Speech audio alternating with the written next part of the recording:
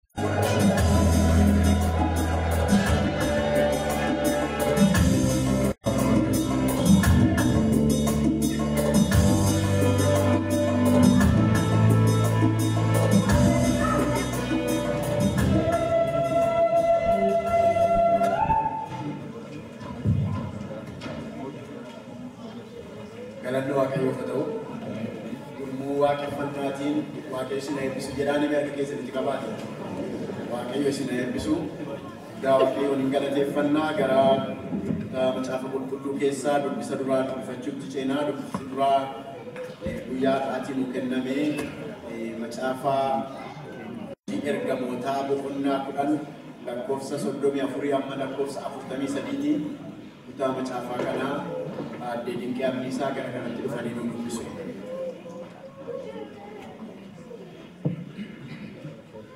Hojii ergamootaa boqonnaa 10 lakkoofsa 34 amma 43.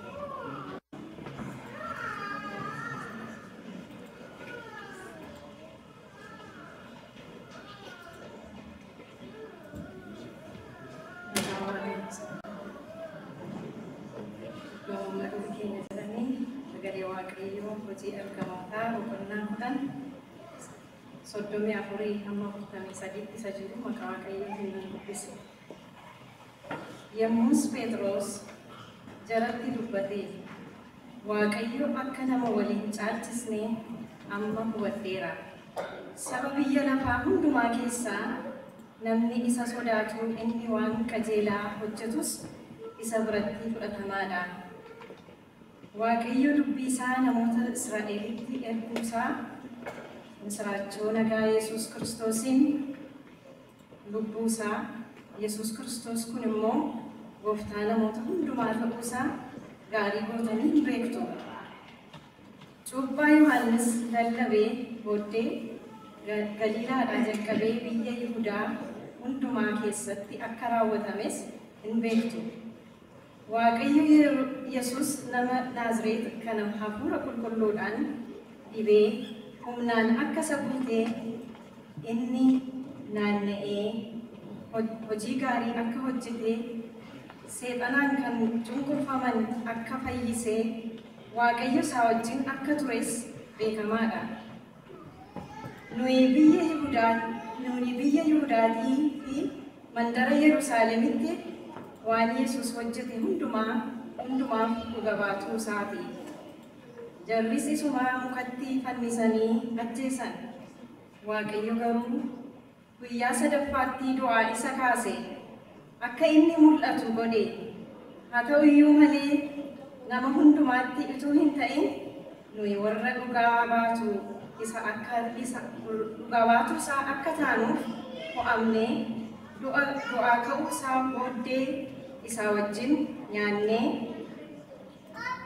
dhugneeti mul'ateera.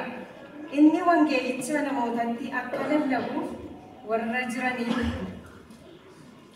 warra du'an irratti abbaa firdii ta'ee moosifamuusaas akka dhugaa baanuuf nu abboomeera. Raajonni hundinuu namni isatti amanu hundinuu maqaa isaatiin dhiifamuu cubbuu akka argatu isaaf dhugaa ba'aniiru jedhe. Ameen.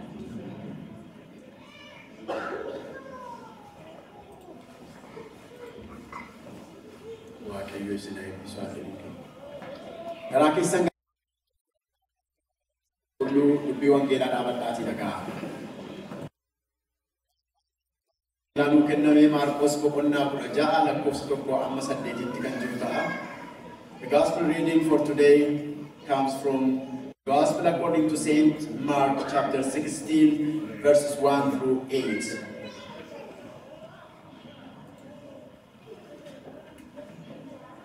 Sambanni erga darbee Maariyaam isheen Magdalaa, Maariyaam haati Yaaqoob, Salomeenis dhaqanii dhagna Yesuus dibuudhaaf urgooftuu bitan.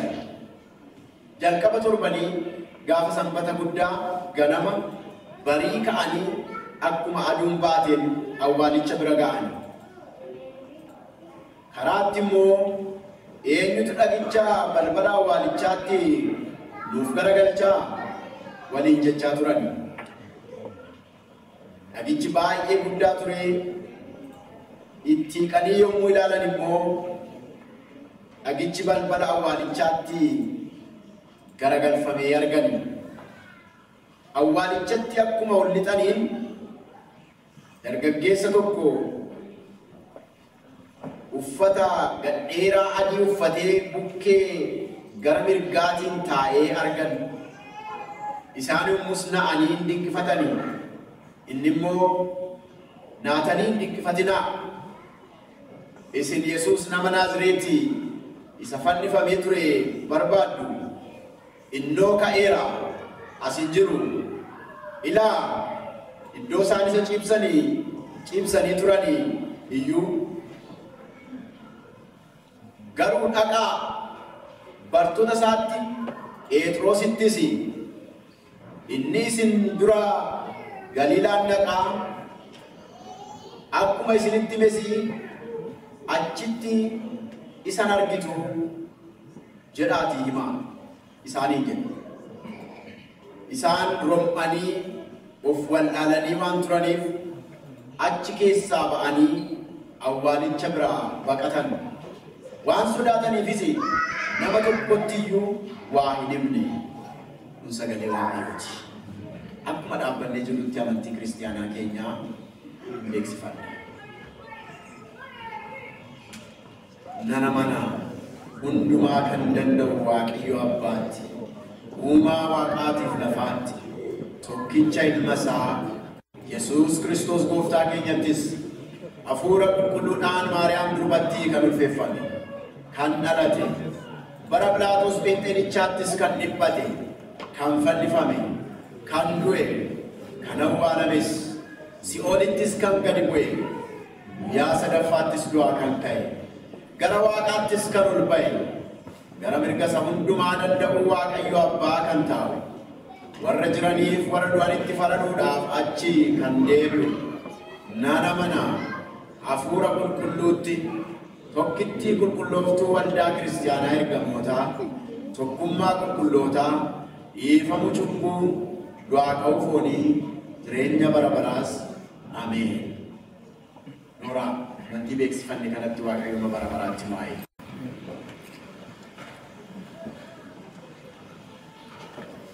Yeroo kana yeroo kennaa keenyaan itti Waaqayyoon waaqessitu ta'a. Warri keessumsiisan gara fuula duraatti dhufanii Waaqayyoon nu galateeffatu.